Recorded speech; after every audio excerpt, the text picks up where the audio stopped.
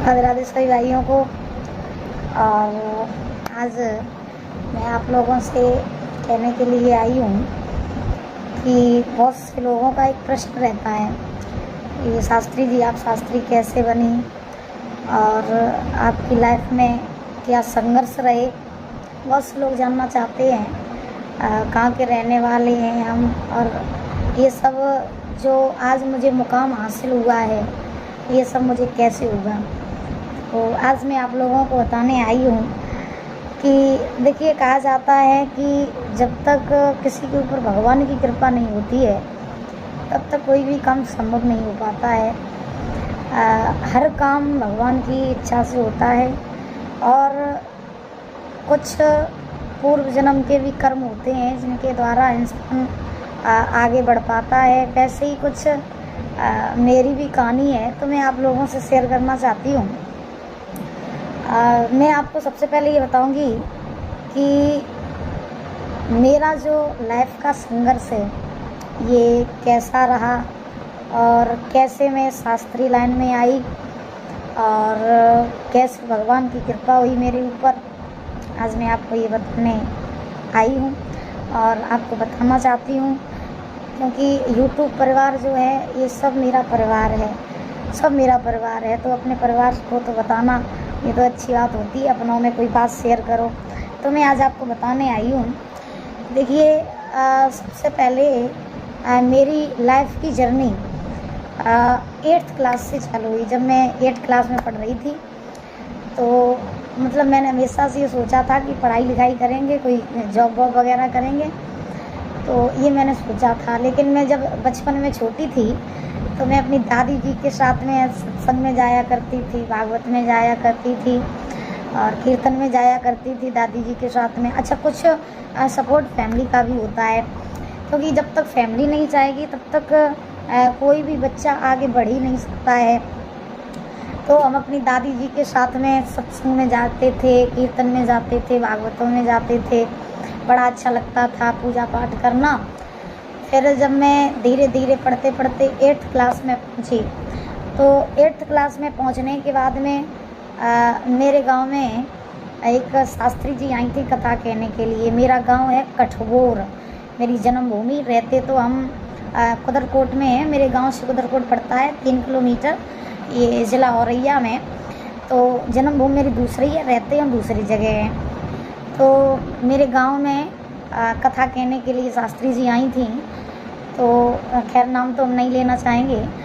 तो जब वो कथा कहने के लिए आई तो मैंने उनको देखा, और जब मैंने उनको देखा, उनकी कथा को सुना, तो सुनने के बाद में मन में ही ऐसी लालसा जागृत हुई कि हम भी भगवान की भक्ति करेंगे और इसी लाइन में जाएंगे। और कुछ ऐसी भी बात आ गई थी जिसके कारण मुझे ये शास्त्री बनना पड़ा। क्योंकि देखिए, कहा जाता है कि जब तक गिरोगे नहीं तब तक संभलना नहीं सीख पाओगे। जब तक ठोकर नहीं लगेगी तब तक इंसान संभलना नहीं सीख पाता है। वैसे ही कुछ मेरा भी हुआ।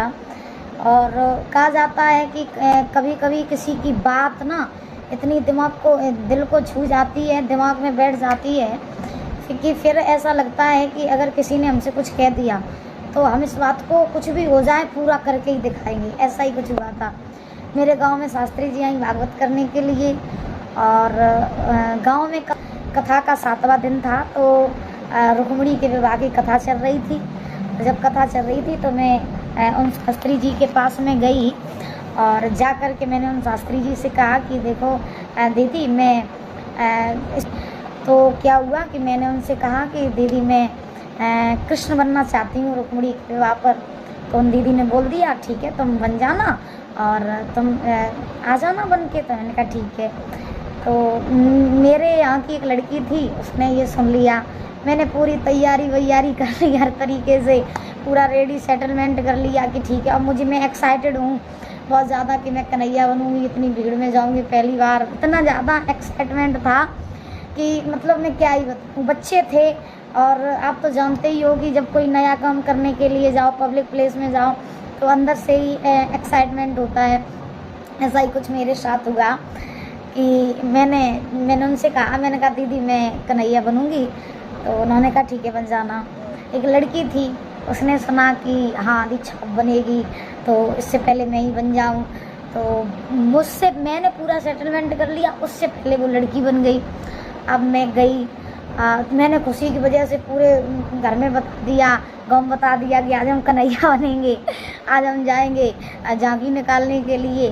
और तो भागवत में ऐसे मैं बहुत खुश थी मैं। तो जब ये हुआ तो फिर लेकिन वो मेरी जगह फिर वो लड़की बन गई। जब वो लड़की बनी तो मैं आपको क्या ही बताऊं कि जब वो लड़की बन के आ गई, मैंने देखा अरे बनने वाली तो मैं थी और बन कोई और गया। मैंने कहा चलो कोई बात नहीं। फिर उसके बाद में मुझे थोड़ा सा बुरा लगा, मेरे मतलब मन में भी, मेरी दादी को तो बहुत बुरा लगा, क्योंकि मेरी सबसे ज़्यादा देखो सपोर्ट माँ बाप का भी होता है, लेकिन लाइफ में ना जब तक बुजुर्गों का साथ नहीं होगा, जब तक बड़ों का साथ नहीं होगा, तब तक इंसान कभी पक्का नहीं बन सकता है। क्योंकि बुजुर्गों के साथ से ही ज़िंदगी की सीख मिलती है, बड़ों के ही साथ रहने से ज़िंदगी कैसे जीनी चाहिए, बड़ों से ही हमें सारी सीख मिलती है ज़िंदगी जीने की। तो दादी, मैं घर में सबकी लाडली हूँ, सबसे ज़्यादा पापा की, मम्मी की, मतलब पूरे परिवार की लाडली हूँ। तो दादी को बुरा लगा, फैमिली में भी बुरा लगा कि देखो क्या होने वाला था, और मतलब कोई बनने वाला था, कोई बन गया। तो फिर वो लड़की बन गई, लेकिन मैंने कोई भी कुछ नहीं कहा उससे। मैंने कहा चल ठीक है बन गई तो बन जा। और उसके बाद में क्या हुआ कि मैंने भी फिर वहीं पर ये कसम खाई कि अब तो ज़िंदगी में कुछ भी हो जाए तो एक ही ड्रीम है कि भगवान की भक्ति में ही लीन होना है। क्योंकि देखिए कहा जाता है कि दुश्मन को कभी दुश्मन नहीं समझना चाहिए। दुश्मन को अगर आपके साथ में कोई बुरा कर रहा है तो आप उसके साथ में बुरा मत करो, क्योंकि परमात्मा आपको पता नहीं कहाँ से कहाँ पहुँचा दे। क्योंकि देखिए आपने देखा हो कि ध्रुव जी महाराज को अगर सुरुचि तमाचा न मारती तो ध्रुव जी महाराज को कभी भगवान की प्राप्ति नहीं होती। इसीलिए कहा जाता है कि जो भी संसार में काम होता है वो अच्छे के लिए होता है। अगर आज वो लड़की मुझे कन्हैया बनने देती या फिर मैं भागवत में चली जाती तो शायद है कि आज मैं आप लोगों के बीच में नहीं होती, आप लोग मुझे नहीं जानते, आप लोगों का इतना प्रेम मुझे नहीं मिलता, और आप लोगों को मैं कैसे जानती। तो कुछ ना कुछ काम कहीं ना कहीं अगर कुछ होता है ना तो वो अच्छे के लिए ही होता है। तो मैं मतलब यही कहना चाहती हूँ कि देखिए अगर ध्रुव जी महाराज को भगवान की प्राप्ति हुई थी तो वो सिर्फ और सिर्फ सुरुचि के कारण हुई थी। अगर सुरुचि तमाचा ना मारती तो ध्रुव जी को भगवान जी ना मिलते। वैसे ही अगर वो लड़की उसने अगर मुझे कन्हैया नहीं बनने दिया तो कोई बात नहीं, अगर मैं उस दिन बन जाती तो मैं आप लोगों के बीच में कैसे आती। चलो ये तो रही पहली बात कि मैं ऐसे मतलब मुझे लगा कि अब तो कुछ भी हो जाए, अब तो मुझे शास्त्री बनना ही है, अब तो मुझे भागवत सीखनी है। तो मतलब ऐसे मैं इस लाइन में धीरे धीरे करके आने लगी। फिर मेरे गांव में मेरे एक दादाजी हैं, वो कथावाचक हैं, वो भी कथा कहते हैं। तो वो मतलब पहले से कथा कहते थे। मैंने उनसे कहा, मैंने कहा मुझे भी सिखा दो दादाजी। तो उन्होंने कहा ठीक है मैं तुमको सिखाऊंगा। तो मतलब फैमिली ने मना किया कि इसमें मत जाओ, कैसे तुम्हारे साथ रहेंगे और कैसे तुम आगे बढ़ोगी। होता है ना जब बच्चा आगे आगे बढ़ता है तो सबको फैमिली में खास तौर पर डर बैठा रहता है कि बच्चा हमारा है तो पता नहीं कहीं कर पाएगा या नहीं कर पाएगा, या कहीं हार ना जाए, पता नहीं आगे बढ़ पाएगा या नहीं। तो सबसे ज़्यादा कहीं ना कहीं डर फैमिली को लगा रहता है। लेकिन ना फैमिली ने मना किया, नहीं मत सीखो, कौन साथ रहेगा, क्या करोगे, कैसे होगा एडजस्ट।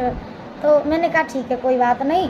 लेकिन मैं क्या करती थी, मैं दोपहर में निकल जाती थी गांव और साइकिल से जाती थी गांव में। और जाने के बाद में दादाजी को ढूंढ के, जो कथावाचक दादाजी हैं हमारे सरजुदास बाबा जी, तो दादाजी को ढूंढ के पूरी दोपहरी मैं, एक बगिया थी हमारी, उसी में बैठ कर के हारमोनियम बजाती थी, उन दादाजी से सीखती थी। और सीखने के बाद में 2-3 दिन हुए, फिर मुझे धीरे धीरे धीरे धीरे करके हारमोनियम आने लगी। और भी मेरे साथ की गांव की लड़कियां थी, वो भी जाने लगी मेरे साथ में। तो फिर उसके बाद में गांव वाले सब मेरी हंसी उड़ाते थे। सब लोग मतलब मजाक बनाते थे कि अब वो शास्त्री बनने के लिए जा रही है, पता नहीं क्या होगा, वो कुछ नहीं कर पाएगी। और सब लोग मतलब हंसी उड़ाते थे। मैं कुछ भी सीखने के लिए कहीं भी जाऊँ तो सब लोग ऐसे कहते थे, तुम नहीं सीख पाओगी, क्या करोगी सीख के, ये है वो है, ऐसा होगा वैसा होगा। अच्छा एक चीज़ आपने देखी है, मैं आप लोगों से मतलब एक चीज़ हमेशा कहूँगी, अगर लड़का कोई काम करे ना तो उसको टोकने वाला कोई नहीं होता है, और जब लड़की किसी काम के लिए आगे बढ़ती है ना तो उसको गिराने वाले हजार होते हैं, लेकिन जब वो आगे बढ़ जाती है ना तो फिर वही लोग कहते हैं देखो उसकी किस्मत कितनी अच्छी थी, वो कहाँ से कहाँ पहुँच गई। लेकिन जब उसने किसी फील्ड में पैर रखा तो रखने के बाद में सभी उसको, लड़की को पैर पकड़ के गिराने की कोशिश करते हैं। एक चीज़ मुझे हमेशा बुरी लगती है कि जब कोई भी लड़की किसी अच्छे काम के लिए आगे बढ़ जाती है तो लोग हमेशा उससे यही कहते हैं ये ऐसा करेगी तो फिर पैसा हो जाएगा, बाहर जाएगी, पब्लिक प्लेस में रहेगी, पत्नी क्या क्या करेगी, कहाँ रहेगी, कैसे मतलब करेगी, तो सबको सब ऐसे कहते हैं। लेकिन जब आगे बढ़ जाती है तो फिर किस्मत से कहते हैं कि देखो कितना अच्छा भाग्य था, वो कहाँ से कहाँ पहुँच गई। तो कुछ लोगों की सोच ना होती है, वो लड़कियों को इसी सोच के लिए ना दबा करके रखते हैं। लेकिन मैं आप लोगों से कहना चाहूँगी कि देखिए लड़की जो होती है वो संसार में हर काम कर सकती है, कोई ऐसा काम नहीं है जो दुनिया में लड़की न कर पाए। लेकिन फ़र्क सिर्फ इतना है कि अगर दुनिया वाले, उसके परिवार वाले, समाज के लोग अगर उसका सपोर्ट करने लगे ना तो आज की लड़कियां किसी लड़कों से कम नहीं है। लेकिन लड़की जब आगे बढ़ जाए ना तो कैसे ना कैसे करके कुछ ना कुछ बोल के हमेशा उसको गिराया जाएगा, उसे टॉर्चर किया जाएगा, हमेशा उससे बुरा भला कहा जाएगा, यानी हर एंगल पे उसको गिराया जाएगा। हमेशा ये होता है, मैंने देखा है। लड़का अगर आगे बढ़ता है तो कोई ये नहीं कहता है कि ये ऐसे जाएगा, ये करेगा, वो करेगा, कभी नहीं कहता। लेकिन जब लड़की आगे बढ़ती है ना तो लोग हमेशा ये कहते हैं पता नहीं क्या होगा, क्या करेगी, कहीं किसी के साथ चली ना जाए, कहीं किसी के साथ कुछ हो ना जाए। तो हमेशा ऐसे कहते रहते हैं। हमेशा हर चीज़ से लड़की को टॉर्चर किया जाता है, हर चीज़ से। लेकिन एक बात आप याद रखना कि लड़की को व्यक्ति वही समझ सकता है जो दिल से समझता है, क्योंकि लड़कियों की फीलिंग और बच्चियों को, लड़कियों को समझना कोई आसान नहीं होता है, कोई खेल नहीं होता है। याद रखना, लड़की अपनी सारी ज़िंदगी निकाल देती है परिवार की इज्जत बचाने के लिए। लड़की अपनी सारी ज़िंदगी निकाल देती है समाज को देखते देखते। वो समाज के लिए अपनी ज़िंदगी, अपनी खुशियों को दाव पे लगा देती है। वो समाज के लिए, परिवार के लिए अपनी ज़िंदगी को दाव पे लगा देती है। इसीलिए भैया हम तो ये कहना चाहेंगे कि सबकी लाइफ में स्ट्रगल होता है, सबकी लाइफ में संघर्ष होते हैं, क्योंकि जब तक ज़िंदगी में संघर्ष नहीं होंगे तब तक मनुष्य आगे भी नहीं बढ़ पाएगा। तो मैं जाती थी बाबा जी के पास में तो वो मुझको ऐसी कथा सिखाते थे और हारमोनियम बजाना सिखाया। फिर धीरे धीरे मैंने स्ट्रगल किया अपनी लाइफ में, हारमोनियम बजाने लगी। फिर बजाने के बाद में मेरे गांव के थे दादाजी, फिर मैं उनके पास से एक हारमोनियम ले आई। उनको वो जलन हो गई कि अब ये सीख जाएगी। जब मैं धीरे धीरे बजाने लगी उनको जलन हो गई, अब ये सीख जाएगी तो फिर पता नहीं कहाँ से काम बढ़ जाएगी। फिर उसके बाद उन्होंने हारमोनियम मुझसे ले ली कि मेरी दे दो वापस, तो मैंने इनको वापस दे दी 15 दिन के बाद। मुझे रात में याद आ जाती थी किसी गाने की तो मैं रात में ही बजाने लगती थी उठ के। रात में ही अगर गाना गाने की जब सन चढ़ जाता था तो रात में ही गाने लगती थी। तो ये स्ट्रगल रहा लाइफ का। लेकिन कोई बात नहीं, अगर उस लड़की के द्वारा, मैं तो सबसे ज़्यादा उस लड़की को ही धन्यवाद देना चाहती हूँ कि उसके द्वारा आज मुझे आप सब लोग मिले, आप सब लोगों का मुझे प्यार मिला। अगर आज मैं शास्त्री ना होती, मैं शास्त्री नहीं हूँ, मैं कुछ भी नहीं हूँ, मैं अपने आप को जीरो मानती हूँ। देखिए जीरो व्यक्ति जो होता है जब अपने आप को शून्य बना करके चलता है, कितना भी बड़ा हो जाए, जब अपने आप को कोई व्यक्ति शून्य बना करके चलता है तो क्या होता है दुनिया में कि वो हमेशा आगे बढ़ता रहता है, आगे बढ़ता रहता है, जो शून्य अपने आप को सोचता है। और कोई कोई क्या होता है, किसी के पास में पैसा आ जाए तो अपने आप को कुछ समझने लगता, रे मैं तो कुछ हूँ। ठीक, पहली बात तो मैं अपने आप को बिल्कुल शून्य समझती हूँ, बिल्कुल शून्य, मतलब मेरा कोई अस्तित्व नहीं है, ना मैं शास्त्री हूँ, ना मैं कुछ भी नहीं हूँ, मेरा कोई अस्तित्व नहीं है। मैं आप लोगों से बस मिली, मेरे कुछ ऐसे अच्छे कर्म होंगे कि मुझे आप लोगों का इतना प्यार मिला, आप लोगों के मुझे दर्शन होते हैं, जहाँ मैं कथा कहने के लिए जाती हूँ सब लोगों का प्यार मिलता है, अच्छे अच्छे लोगों के दर्शन होते हैं, महान मूर्तियों के दर्शन होते हैं। ये सब क्या है, ये सब मेरे अच्छे कर्म है। और कहीं ना कहीं उस लड़की ने मेरे साथ इतना अच्छा किया कि आज उसी के द्वारा, उसी के ज़रिए से आज मुझे भगवान भी मिल रहे हैं, भगवान की भक्ति भी हो रही है और धीरे धीरे मैं आगे भी बढ़ रही हूँ। मेरा भी नाम है, आप सब लोगों का आशीर्वाद है और आप लोगों का भी नाम है, आपके क्षेत्र का भी नाम है। तो मैं तो आपकी छोटी सी बच्ची ही हूँ, क्योंकि मैं शास्त्री तो हूँ नहीं, मैं कोई भी वक्ता नहीं हूँ, मैं कोई भी नहीं हूँ। आप ये सोचो कि मैं शून्य हूँ, बिल्कुल बिल्कुल जीरो, जिसको कुछ नहीं आता, जिसका कोई अस्तित्व नहीं, अपनी मस्ती में मस्त रहना, अपनी दुनिया में मस्त रहना और क्या, बच्चों के साथ खेलना कूदना, अच्छे से प्रेम से रहना, बस यही मेरी ज़िंदगी है। तो ऐसे करके मैं आज इस मुकाम पर पहुंची हूँ। तो मैं आप लोगों से यही कहना चाहती हूँ कि ऐसे ही अपना प्यार बनाए रखें, ऐसे अपना स्नेह बनाए रखें और हमेशा ऐसे ही अपना आशीर्वाद हमें देते रहें, जो मैं आप लोगों का नाम रोशन करती रहूं और हमेशा शुद्ध आचरण पर चल के, शुद्ध रास्ते पर चल के आप लोगों का ऐसे ही भगवान की भक्ति करती रहूं, आप लोगों का नाम रोशन करती रहूं। बस मैं आपसे यही चाहती हूँ। और आज अगर आप लोगों को मेरी लाइफ की जर्नी अच्छी लगी हो तो चैनल को सब्सक्राइब करें, लाइक करें और ज़्यादा से ज़्यादा शेयर करें। और यही मेरा पर्सनल यूट्यूब चैनल है, इसी चैनल को सब्सक्राइब करके ऐसे ही अपना प्यार बनाए रखें। राधे राधे।